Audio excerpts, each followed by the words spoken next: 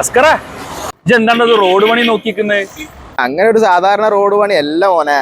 ഇവിടെ വയനാട് റോഡല്ലേ, പിന്നെ എന്ത് കാണാനാ? ഈ റോഡ് പണി കഴിഞ്ഞാലേ നമ്മളെ കോഴിക്കോട് സിറ്റിയിലെ കംപ്ലീറ്റ് ട്രാഫിക് സിസ്റ്റം മാറും. അതെങ്ങനെ?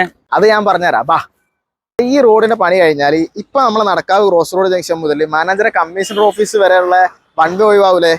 അതെ. അപ്പൊ സ്വാഭാവികമായിട്ട് എന്താവും, നമ്മളെ കണ്ണൂർ റോഡിലുള്ള വൺ വേ ഒഴിവാവാൻ ചാൻസ് ഇല്ലേ? അതെ, സ്വാഭാവികം. അപ്പൊ അവിടുത്തെ തിരക്കും കുറയും.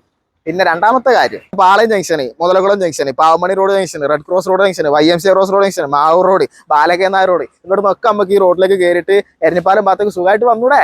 അത് ശരിയാണല്ലോ, അങ്ങനെ ഒരു സംഭവം ഉണ്ടായിരുന്നു അല്ലേ? പിന്നെ വേറൊരു കാര്യമുണ്ട്, വന്നു കഴിഞ്ഞാൽ നല്ല കാര്യമായിരിക്കും ഞാൻ വിചാരിക്കുന്നു. അതിപ്പോ എന്താ അത്ര നല്ല കാര്യം? എടാ, ഇപ്പം കോഴിക്കോട് റെയിൽവേ സ്റ്റേഷനിൽ വരുന്ന ആൾക്കാരെ പ്രധാനപ്പെട്ട ഒരു ആവശ്യമാണ് കോഴിക്കോട് റെയിൽവേ സ്റ്റേഷനിൽ KSRTC സ്റ്റാൻഡിലേക്ക് ബസ് ഇല്ല എന്നുള്ളത്. റെയിൽവേ സ്റ്റേഷനിൽ KSRTCയിലേക്ക് ബസ്സോ? അനക്ക് എന്തായി പോയി അസ്കർ, അതൊക്കെ നടക്കുന്ന കാര്യമാണോ?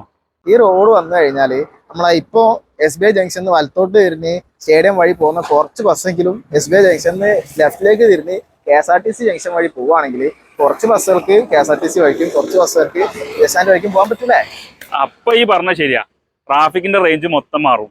നാട്ടുകാർക്ക് ഉപകാരം ഉണ്ടല്ലോ, അതന്നെ ധാരാളം.